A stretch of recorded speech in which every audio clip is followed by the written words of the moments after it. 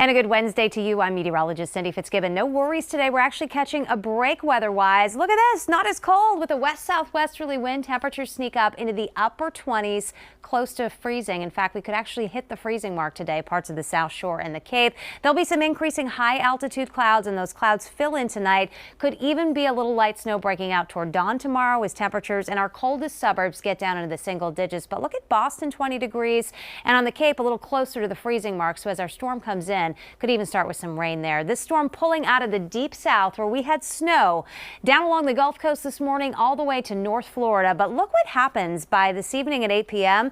That storm, not super organized, but it is bringing some snow to the Carolinas. And then by tomorrow morning, wow, this storm is intensifying. And that rapid intensification of this storm offshore is really going to allow the winds to pick up. We'll get some heavy snow, too, on its way by as it lifts northward by tomorrow evening. So it's a quick hitting storm, but it's impacting a lot of the country here, the East Coast from Florida all the way up to Maine in some type of winter storm warning. And here locally where the winds are going to be strong right along the coastline, it is a blizzard warning that is up for the day tomorrow. The Cape, the South Shore, the North Shore, all the way up through coastal Maine as well. Farther inland, the wind's not quite as strong, but still a winter storm warning for you. So you can see the strongest winds right at the coastline where we have that blizzard warning up. We're talking about the potential for gusts of 60 to 70 miles per hour. Cape Cod, the islands, also Cape Ann. And as you go inland, still winds gusting over 40, maybe close to 50 miles per hour. So that is going to reduce the visibility and below the snow around. But the concern at the coast, not just for the winds,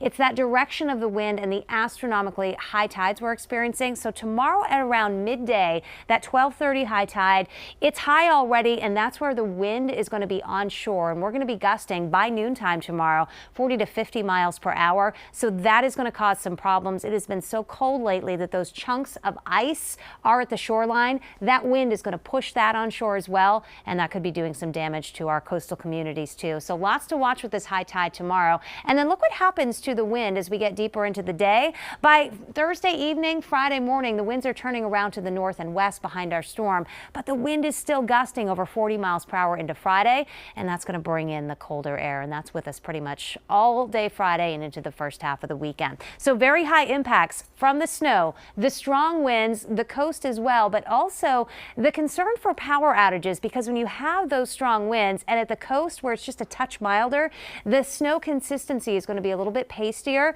That may lead to an increased risk of power outages here. As you get north and west of Boston, the snow will be a little bit fluffier and still some concern, but I think the greatest concern along the coastline. So many facets of this storm. Let me step you through the timeline here. Again, no worries today. Most of tonight is fine too. By about 5 o'clock tomorrow morning, we're starting to see that storm come up from the south. So there will be some snow breaking out, especially from the pike on southward, but it could start out as a little bit of rain on the Cape, but very quickly tomorrow morning between about 6 a.m. and 9 a.m., wow, things fill in very quickly. Look at the darker blues showing up. That is indicating snowfall rates of an inch, maybe up to 2 per hour, and those are going to persist through the midday hours as well. And then this will all taper off between about 5 and 7 p.m. pretty quickly. So as we continue through the timeline here, this is 9 o'clock in the morning. Look at those heavy snow bands through midday and notice where the darkest blue colors are.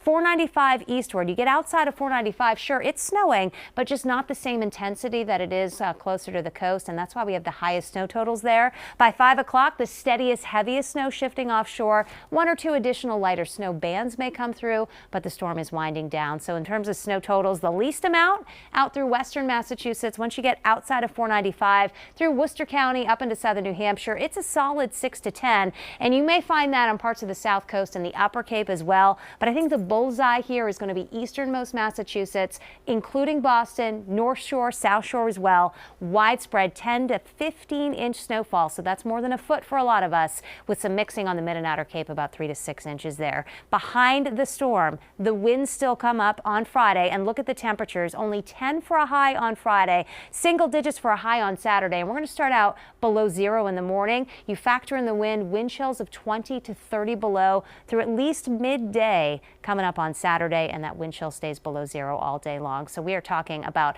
a lot of snow with this storm coming on in here in your 7-day forecast. And there are signs, as you can see, as we get into next week, they're actually going to warm up. Perhaps the January thaw coming on in. We could be topping 40 by Tuesday.